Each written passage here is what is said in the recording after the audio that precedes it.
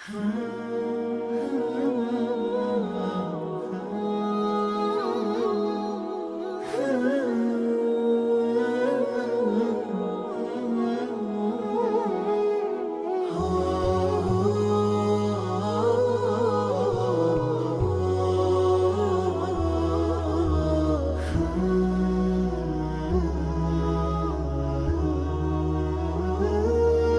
ndëruar vëllezër besimtar, erdhi një person te profeti alayhi salatu wassalam dhe i tha: ja Rasul Allah, o i dërguari i Allahut, ausini, ma lën një emanet, më këshillo, ma jap një porosi të madhe, më këshillo me diçka të madhe. Zotën dashur vëllezër besimtar, kur sahabët kanë shkuar te profeti alayhi salatu wassalam dhe kanë kërku këshilla të tilla, ata kanë kërku zgjidhje dhe këshilla të cilat do t'ju bëhen shpëtim për këtë botë dhe për botën tjetër.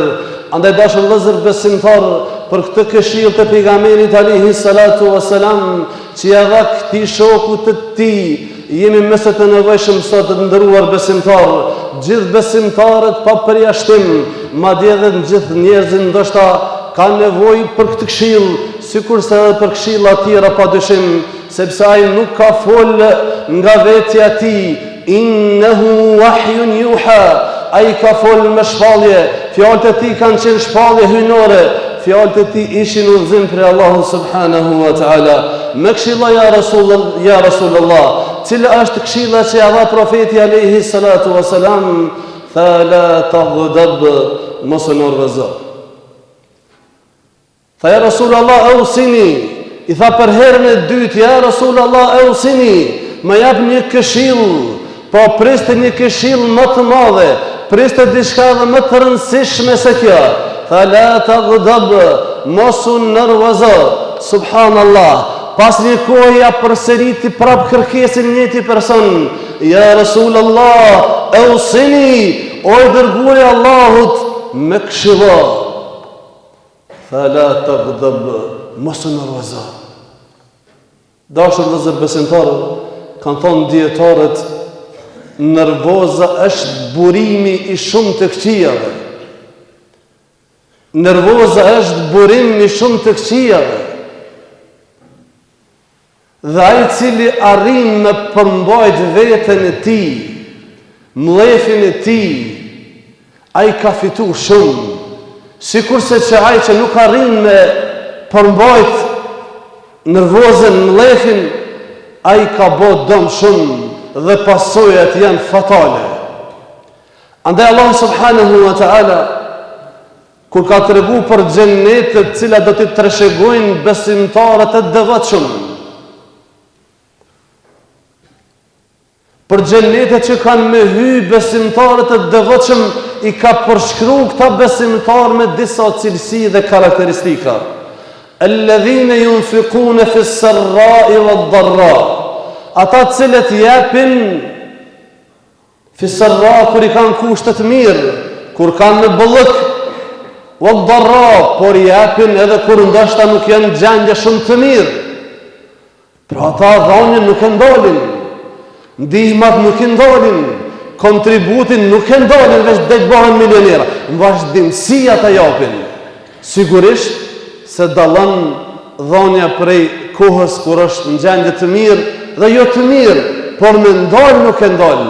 Yunfiquna fi s-sarra'i wad-dharra, dhe cilësia dytë e këtyre besimtarëve që Allahu po i lavdëron: wal kadhimin al-ghayza, dhe ata që përmbajnë zemrimin, e përmbajnë mllefin. Nervoza, dashur vëllezër, kanjëherë nuk është edhe në dorën e njeriu. Mundet më ngacmu nga faktorë të ndryshëm, por mençuria, kërkesa e njeriu duhet të jetë që ai me përmbajë zemrimin e tij, me përmbajë wal kadhimin al-ghayza, me përmbajt mllefin. Kjo është faza e parë të nderuar vëllezër besimtar.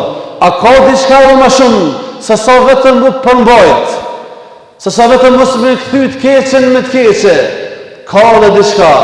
Dhe në këtë ajet wal afina anin nas, dhe ata që i falin njerëz, pra edhe përmbahet, po dhe ja fal.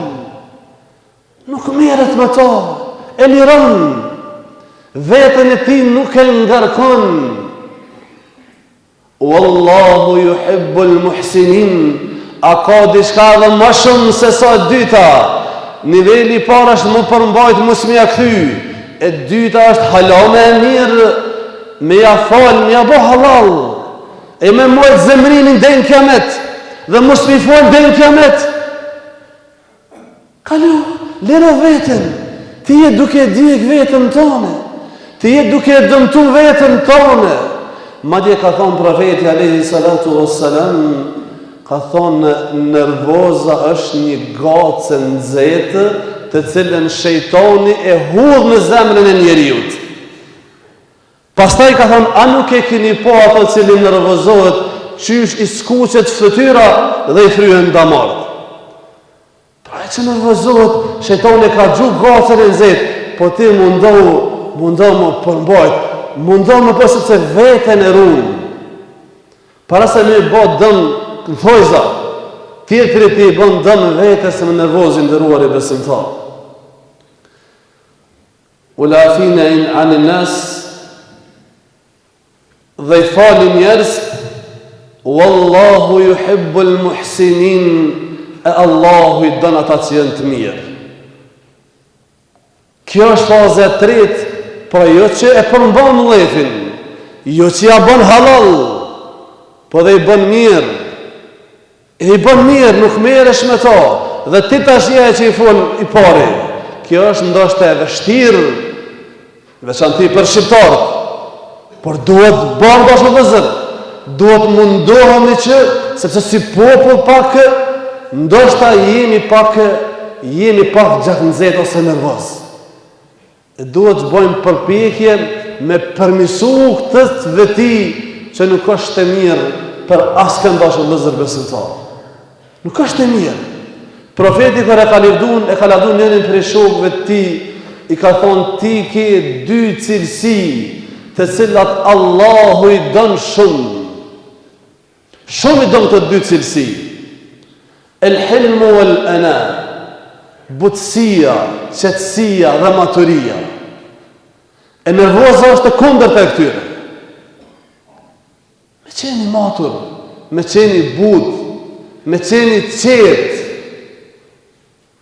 Madje në një hadith tjetër, është Allahu besimtar, profeti kur e ka deshifru moralin e mirë, ka thonë wa husnul khuluq, morali i mirë është që mos më nervozu. Mos më nervozu. Sepse dashur vëllezër, pasojat janë jashtëzakonisht të mëdha. Pasojat janë jashtëzakonisht të mëdha. Edhe në aspektin shëndetësor, pasojat e nervozës janë të mëdha.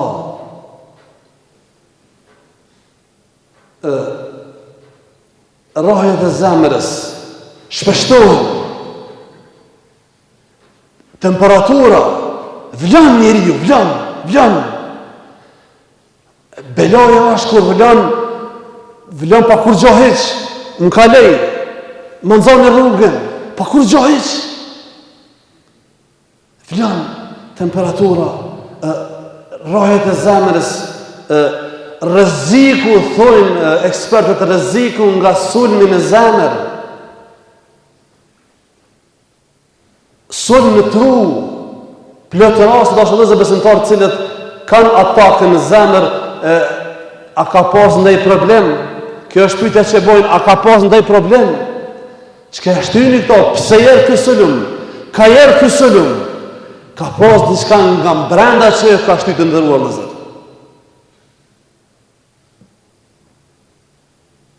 Rritja e tensionit, po ashtu e përmenin rritja e tensionit. Por janë këtu tash vëllezër prej smundjeve tash ndoshta më të theksuara në popullin tonë. Për shkaqet e trashtë dhe nervoza. E s'po flasim për pasojat në aspektin familjar, shoqërore sociale. Sa dhuna në familje ndodh dhe ka ndodh dhe po ndodh për shkak të nervozës dhe mos përmbajtjes. Sa shkurorëzimi, ndarja ka ndodh dhe po ndodh për shkak të nervozës. Ashtu është nervozu njëri.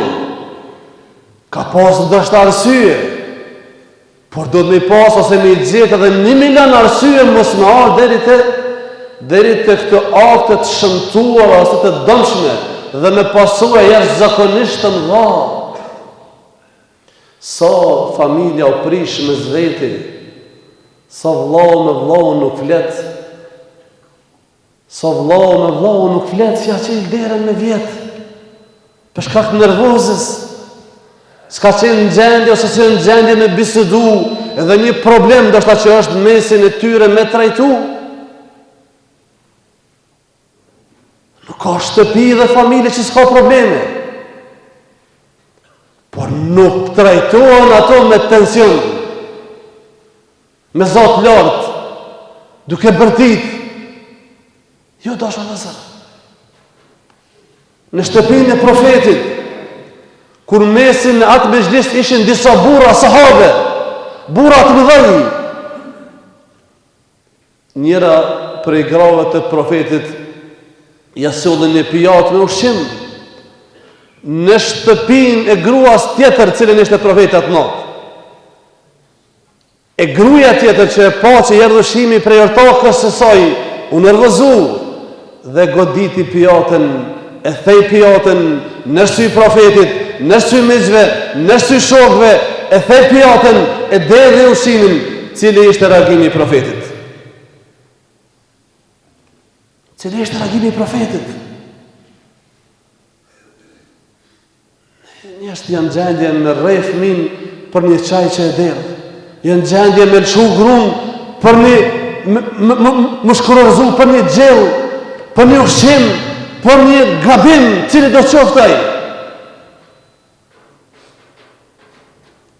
Tha garet ummukum, tha gjelezoj nona juaj, sepse gratë e profetëve janë nënat e besimtarve. Pra, garet ka dhe që kjo është gjelezoj, pra gratë, si do mërë të se ka ortake, është e natyrshme që gjelezoj, dhe në përgjithësi gjelezoj. Kjo është arsye. Ummukum, tha nona juve. Pra kjo gaboj, po prapë është nona juve. Nuk keni drejt me folë keq për ta. Nuk keni drejt më që kundrej saj. Nuk keni drejt me morë për goj. Ja tërgoj pozitën që e ka. E cila është zgjidhja. Ta'amun bi ta'am, ina'un bi ina. Ushqimin e kthen me ushqim dhe pijatën me pijatë. Mbaroj problemi. Po të dashur vëllezër besimtarë, gabimet ndodhin gjithandej, çdo familje, por si pasojë e nervozës së tepruar dhe mos prezencës së urtësisë në zgjidhjen e tyre, pastaj pasojat po janë fatale, sepse sikur se ka thonë pejgamberi sallallahu alaihi wasallam që ceka shejtani e gjun gacën e nxehtë, e gjun gacën e nxehtë, ai që nuk arrin me e fik të gacë në zemër.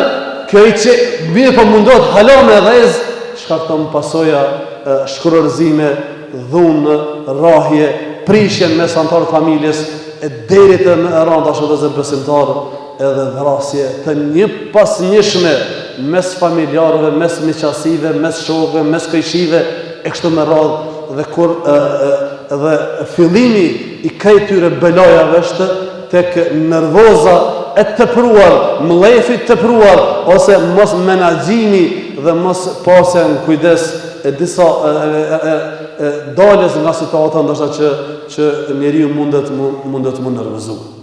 Ndërmjet vëllezër besimtar, është pjesë e ahlakut të besimtarit që ai me qenë i qetë mos më nervozu, madje mos më nervozu, sidomos për arsye të panevojshme. Ka rrethashme të besimtar kur besimtari duhet më nervozu, madje në disa raste nervoza është e kërkuar, ajo është kur është në pyetje me mbrojt të drejtën, ose me mbrojt dikon që ajo është duke i bërë zullum, ose atëherë kur shkelen ligjet Allahu subhanahu wa ta'ala. Profeti sallam asnjëherë nuk është nervozu për veten e tij, me marr hak për veten e tij. Jo të dashur vëllezër, e kanë nënçmu, e kanë lloj-lloj nënçmimi i kanë bë. Kur nuk ka marr hak, por kur ka qenë në pyetje feja Allahut azza wa jall, ligjet Allah subhanahu wa ta'ala, atëherë profeti alayhi salatu wassalam është nervozu dhe ka reagu dhe hakun e ka shpjegu dhe ka tregu që kjo nuk është e lejuar. Allahu na bëfë besimtarë me cilësi të mira, me cilësi që i don Allahu subhanahu wa ta'ala, dhe na ruajt prej atyre cilësive dhe karaktereve që Zoti nuk i don, që pejgamberi selam nuk i don, po dhe njerëz nuk i dojnë dhe pasojat e tyre dhe dëmi i tyre është i madh për individin, për familjen, për shoqërinë, për njeriu në këtë botë, por edhe në botën e ku del për Allahu subhanahu wa ta'ala.